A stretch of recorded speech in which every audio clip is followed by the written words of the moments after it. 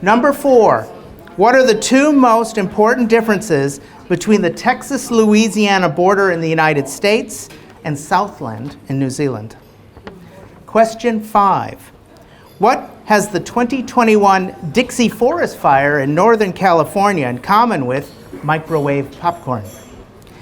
And question number 6, what does Cyclone Gabrielle flooding have in common with the rain that fell on Canterbury last Wednesday? First one is Republican. What you have is your answer you have to stick with. I don't want anybody changing their answers once we start talking about it. Right? I'm all judgy and academic up here. Now, what we were talking about is that our society is embedded into a technological vision. It's technology that makes our things go faster. And this is the lesson for Doomsday. Doomsday doesn't just happen, we create it. Every doomsday we're talking about is a doomsday that comes from us. So doomsday may not be planned, but it's never an accident. And that is how our technological vision comes to play with our choices in what visions we have. Not every culture has a technological vision. So different cultures may prize different possible futures, what we call imaginaries, of what we could be striving for. Now, when I say we make things go faster, let's have a look at antibiotics. Prior to the 1950s, the bacteria that cause disease in people were entirely susceptible to every clinically useful antibiotic we've invented since the 1950s. And now, there are species of those same pathogens who are resistant to all but one, and strains of them that are resistant to every one we have. And that's in only 70 years. Antibiotics themselves are not only 70 years old. Antibiotics are probably several billion years old because they're natural products. We've tinkered with them, but largely they're natural products. And they've been around for billions of years. But until 1950, the bacteria that cause disease in us weren't resistant to those antibiotics. It's how fast we use them that made the change. It changed the pace of billions of years of evolution, condensing it down to only 70 years. Ciprofloxacin, which is still the wonder drug to treat E. coli. E. coli, which is the major cause of urinary tract infections, and sometimes will only respond to ciprofloxacin. Ciprofloxacin is a drug that is entirely of our own imagination. It is a chemical compound that has never existed on Earth, as far as we know. And it certainly hasn't existed as far as we could ever look. And yet, when it was introduced in the late 1980s, it only took 5 years for resistance to emerge in hospitals. E. coli learned to detoxify our best toxin, and it did so in only 5 years.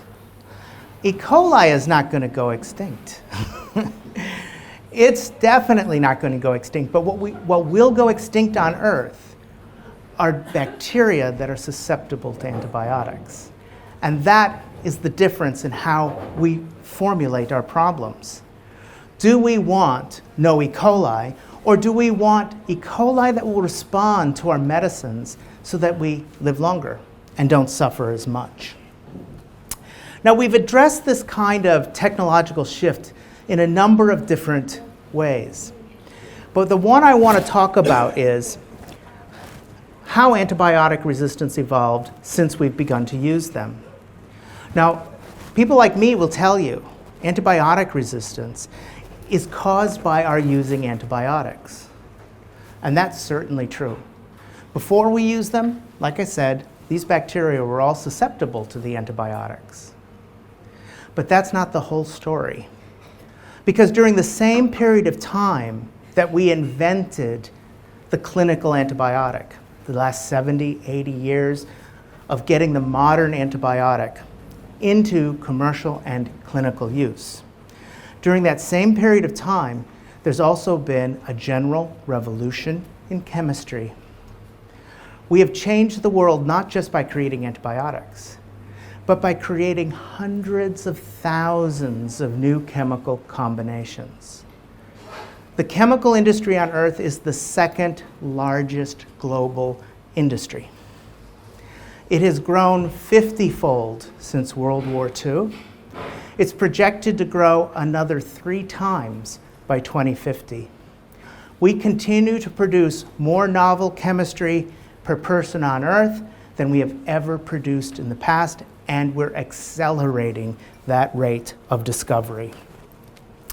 There's an estimated 350,000 chemical compounds on the market that were invented since World War II.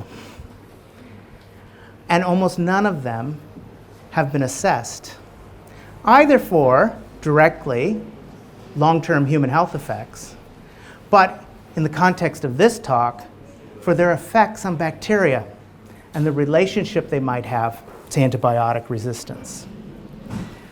Let's take a step back to the 1920s.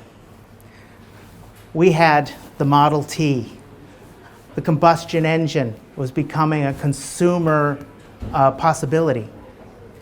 But it knocked. You know, when you drove it around, the engine knocked. That's kind of annoying. So somebody said, let's add lead. Let's add lead to its fuel. What did that cost? Well, the inventor said nothing because lead was safe, right? So that's okay. But in 1980 in the US, lead became illegal to add to gasoline. And we can see in its absence what it cost. So 200,000 tons of lead per year were produced until 1980 from internal combustion engines being used in the United States. When they were removed, when lead was removed from fuel, it produced a health dividend estimated at $6 trillion US. Removing lead improved health outcomes and the cost of the healthcare system by an estimated $6 trillion between 1980 and now. But that's not the whole story. It's thought that lead exposure to children caused a 50% reduction in the number of people with IQs over 130 in the US population, and increased the number of people with IQs below 70 by 1.5 times. So lead simultaneously had health impacts and long-term cognitive costs to the society. And we only sort of learn that when we take it away. In the absence of that technology, do we see more clearly the costs and benefits of it. Now, with this industrial age and this chemical age came lots of chemical waste. We have huge repositories of chemical waste. And climate change stitches that threat together with all of our other threats. So climate change creates hurricanes and cyclones that are more vicious. It causes flooding to happen more frequently. Those floodwaters scour out the chemical waste pits. They flow through the industrial buildings that are storing these chemical wastes. And they redistribute it to our streets, our schools, our homes, and our gardens. So we encounter that when we encounter that water. But then, worse, the water goes away. And what we have left is a light, fluffy sediment, which the winds pick up and deliver to our lungs. So that sediment is full of not just known new novel entities, chemical entities, but mixtures that occurred while they were in storage. New inventions that we had nothing to do with, except that we put these things together at concentrations under which they can react. Now, among the things we're breathing in are not just these chemical compounds, but also bacteria. Because these floods also overwhelm our sewage systems. And what's in our sewage system? E. coli. And who else is there? Inside our sewage system are also antibiotics. When somebody gives you an antibiotic, 80% of it is secreted through your bowels or urine, unchanged. And that's also true for all the animals we give antibiotics to. And we give more antibiotics to our food-producing animals than we give to people. 80% of the original clinical dose is still 2 times higher than necessary to treat an infection. So we are putting back into our waste system tremendous amounts of antibiotic and antibiotic-resistant bacteria.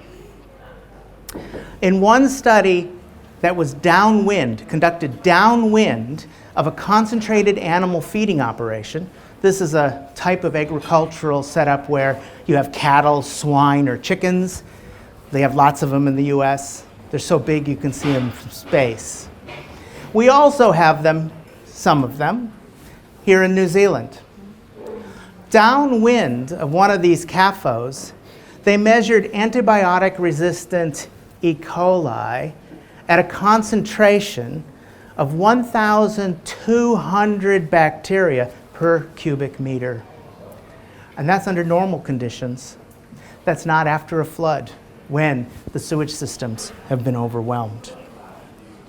Now, among the chemicals that we produce in greatest quantity are plastics and pesticides.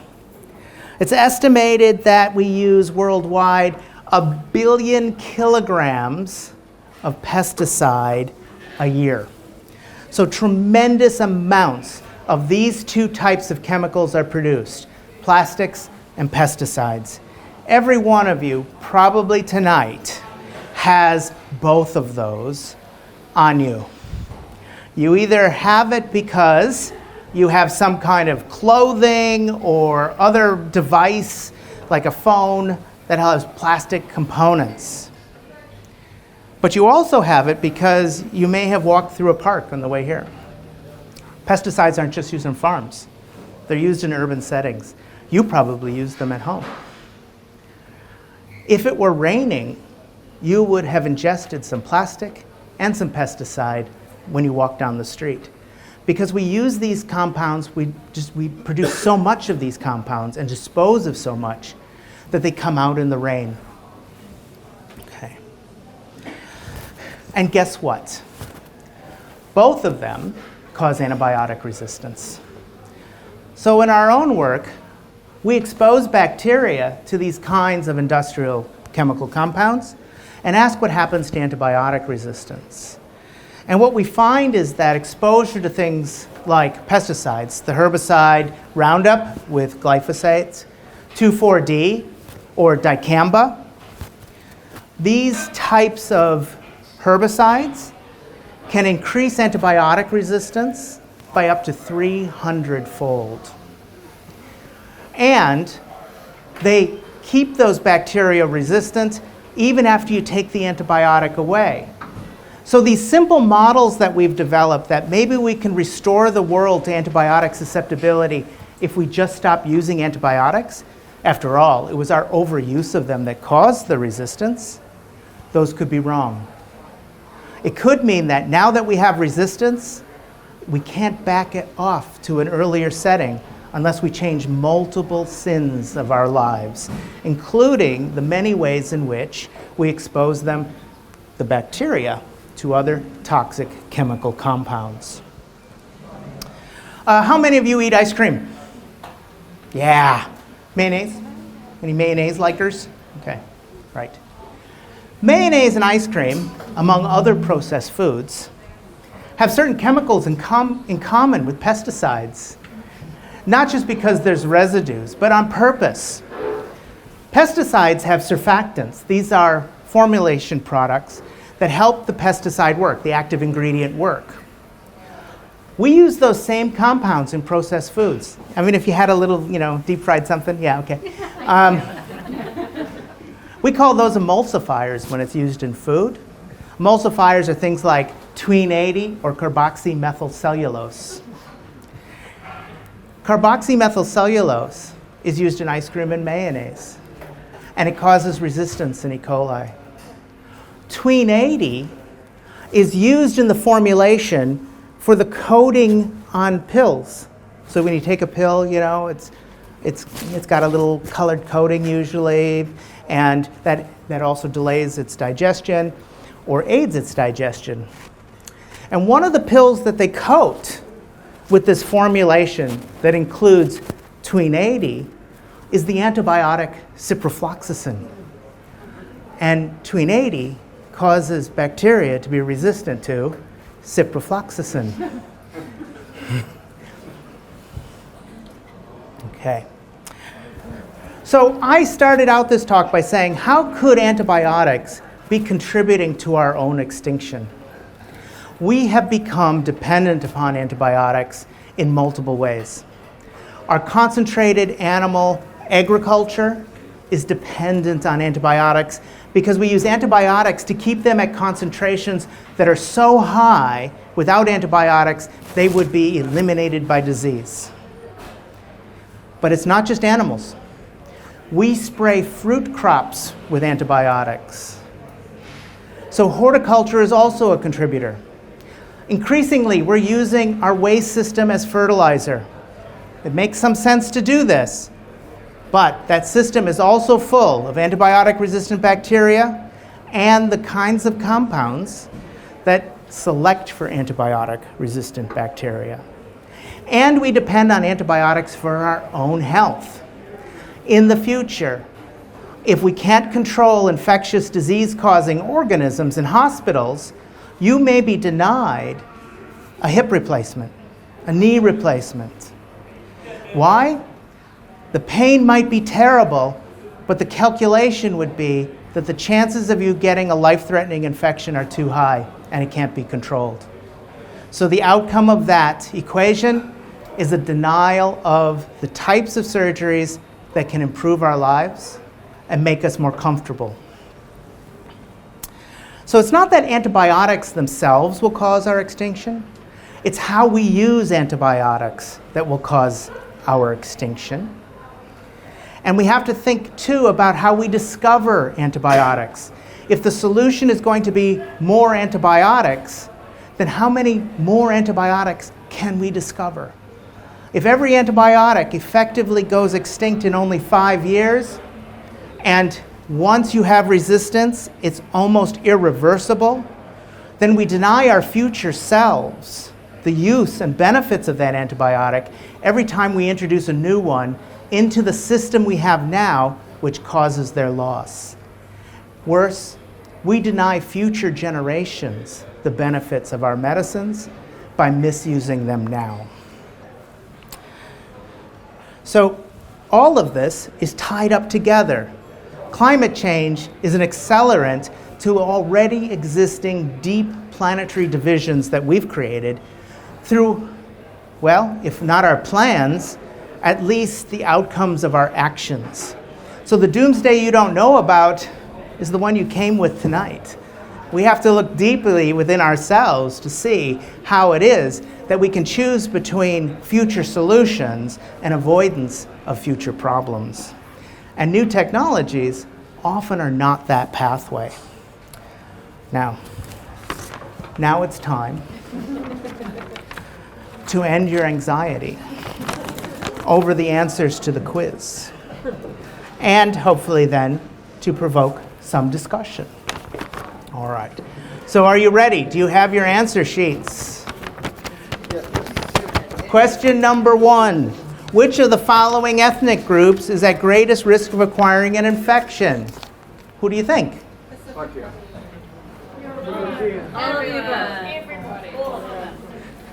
We're all in this together. Outcomes are different because of poverty and other reasons. But you are just as susceptible as anyone else in any other ethnic group of getting a hospital-acquired multi-drug resistant infection. Okay, if confronted with the option, so there's a gun to your head, all right? This is not an easy choice, and you have to make it. To either eat shit or drink a glass of water from the Avon River, which would you choose? Avon. Okay. I'm feeling like some of the agreement that we had reached early on is breaking down here. I'm hearing two sides, two kinds of answers to this. Those of you who say, drink Avon water, why? Why are you going to drink Avon water? It's what? It's delicious. Yeah, death tastes good. Consistency goes down a bit easier. Yeah, I see. Well, the shit could be diarrhea, right? Let's not close our minds to options here. We didn't say Okay. amount. Yeah, about the same amount. About the same amount. Those of you who said you'd rather eat shit, why? Why? They say coli. Yes, I'm on your side with this, and since I get to choose who wins, yeah. I mean, you don't know what shit I'm going to give you, okay? I am going to give it to you, right? But you have some chance of eating the poo, maybe not of a person. I didn't say it would be persons, but of something that didn't have a lot of antibiotic resistance, right? So your frequency of infection might be the same, but you're Russian rouletting a little bit in your favor on the treatment option by taking random shit and eating it, okay? Because we find there's up to 50,000 E. coli per milliliter of Avon River water. So this is 500 milliliters in a regular drink. And the E. coli amongst those E. coli are 5,000 who are resistant to ciprofloxacin, the first drug your doctor would give you. Might be the last drug, too, if you die before they figure it out. And many of those 5,000 E. coli who are resistant to ciprofloxacin are resistant to concentrations 32 times higher than can be delivered in a clinic. We can't give you that much antibiotic because it would kill you. All right. Question 3. Which of these things causes antibiotic resistance? I'll just go one by one. Penicillin? Yes. Yeah. Ciprofloxacin? Yes. Okay, you were listening. Mayonnaise? Yes. Patents? Yes. How do patents cause antibiotic resistance? Capitalism. Yeah, that's it. So we have devolved the responsibility for making medicines to the private sector. The private sector maximizes its return by getting the strictest intellectual property rights instrument it can. So it gets patents on those antibiotics. And the patents reward those who sell their technology at the highest rate while they have the temporary monopoly. If we had developed and commercialized antibiotics under a different model, a different commercial model, without using patents, they may still work today. Penicillin was the best ever invented, discovered antibiotic, the most efficacious we've ever had, but we don't use it anymore. We don't use it anymore because, in part, we patented it, and it was sold for every use from medicine to agriculture. Roundup? Yes. Okay. Antimicrobial soap? Yes. Absolutely. So stop using it because it's going into the waste stream. It does nothing for you. You're too dirty for it anyway. And you probably don't wash your hands long enough to make use of it. So really all we're doing is flushing it down our waste system where it accumulates in the environment and selects antibiotic resistance. Horticulture? Yes. Good. Food packaging? Yes. Not only is it plastic, which is good at forming biofilms, and those biofilms protect bacteria from the antibiotics, but the side chemicals that are in those plastic formulations can cause antibiotic resistance, and they can absorb antibiotics and release it back to those organisms. And heat. I'm getting some no's. Yeah, too much and they're dead. Yeah. It turns out that heat causes a stress very similar to the stress caused by many antibiotics. So as our climate warms, we're also now, in addition to our chemical waste, creating one more ratchet that will keep bacteria resistant. All right. Question number 4. What are the two most important differences between the Texas-Louisiana border in the United States and Southland in New Zealand? No cheese rolls in Texas.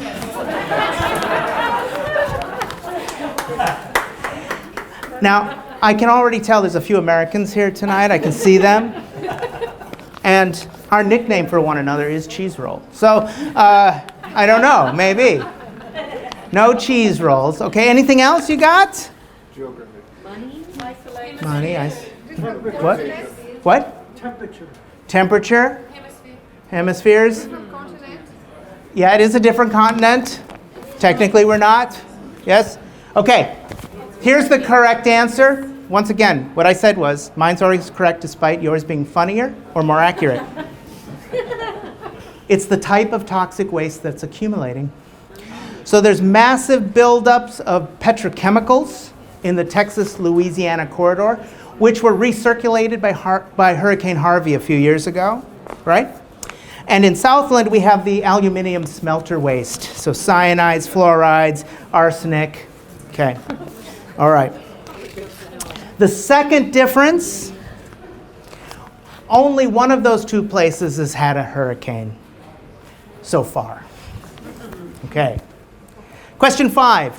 What has the 2021 Dixie fire in Northern California in common with microwave popcorn?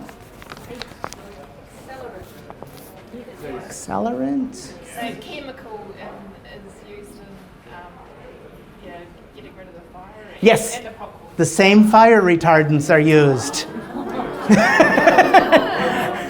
Yeah. So the same fire retardant mix that can be used in forest fires, and you breathe in the PFASs, the forever chemicals.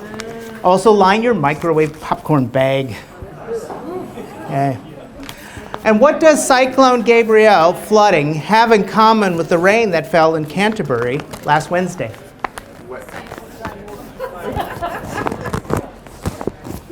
The answer was given. What? Capitalism. That's true. Yeah, that's almost going to make it. It's almost going to make it. All right.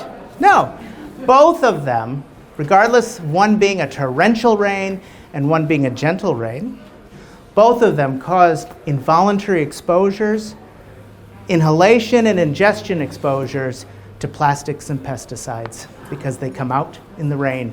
You can't get away. Thanks for coming.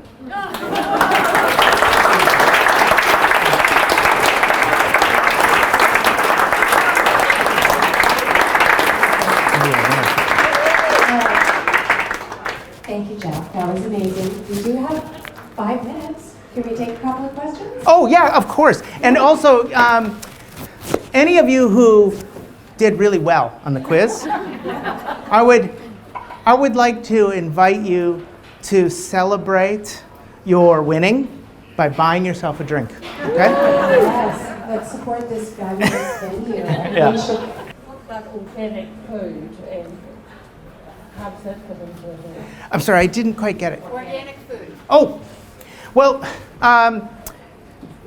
first off, organic food, there's organic food, And there are some organic certification systems, right, which are starting to approximate other intensified agricultural practices.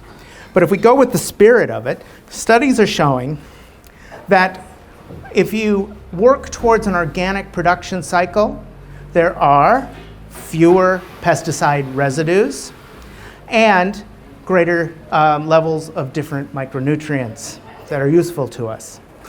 There's no panacea, but definitely if you are true to the spirit of agroecological agriculture, you're tending to not exacerbate the problem as you are when you're going for a chemical intensified agriculture, which is also capitalism.